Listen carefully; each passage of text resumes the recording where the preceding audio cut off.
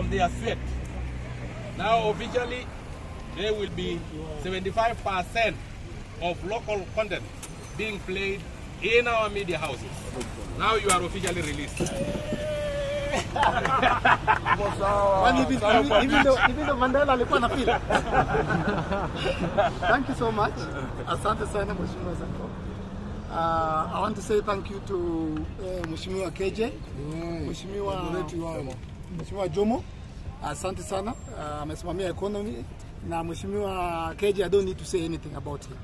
He's one of the guys. When I was in Form 1, I started watching Red Corner, the initial Red Corner. There were 2 Red Corners before, and there were 2 ridiculouses before there was Red Corner. Yes. And I started watching KJ, wakiwa bado KU, and I said one day I'll come to Nairobi na nitapata kwa TV.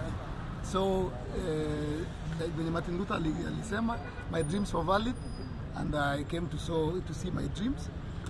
Walisaidia. Huyu ndio grandfather. Mimi unajua babangu anaitwa Churchill. Na unajua baba Churchill ni nani? Huyu ndio baba ya Churchill, yeah? So I want to say thank you for releasing me as a good grandfather. Thank you Bwana Sankok.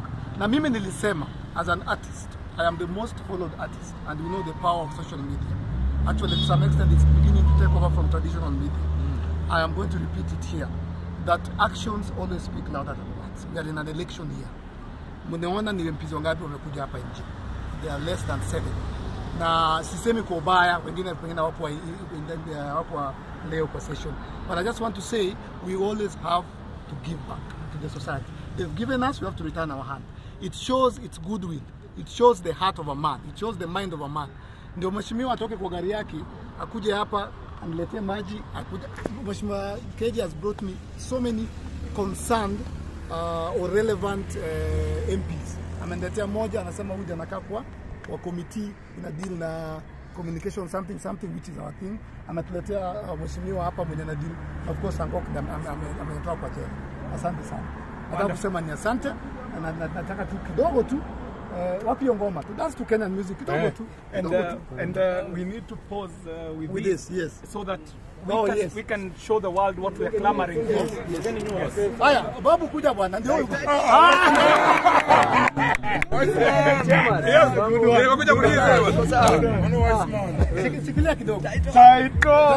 It's an honor. As you can see, the issues of the youth and the issues of the artists are bipartisan. Yes. On the floor of the house, we do not care whether you are Azimio, whether you are bottom up.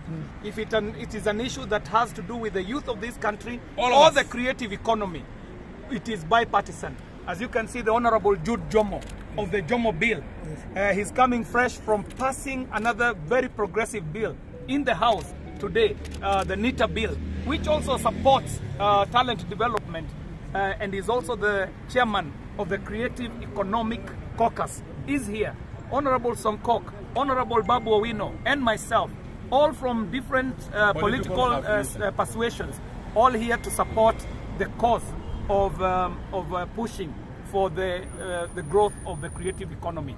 And we will not tire from thanking Eric Omondi for taking a cause and seeing it through. This is very well dramatized, and that is the talent you have. So by dramatizing this, you have started a very important conversation on play 75% local content. Mheshimiwa Babu, yes. Nimeongea lakini kuja ongea. Kuja ongea. Sisi wote tumeshaongea. Unajua hii kijana lazima niheshimu. Hawezi ongea kabla sijaongea.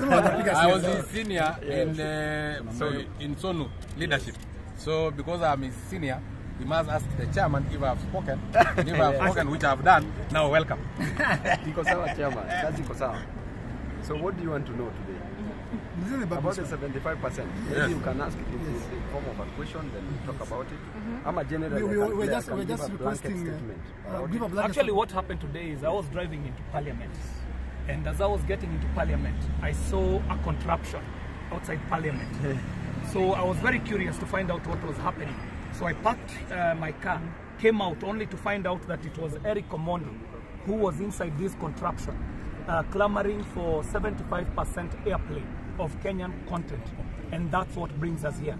So he commissioned us as we were going into Parliament that we need to start conversation on the floor of the house.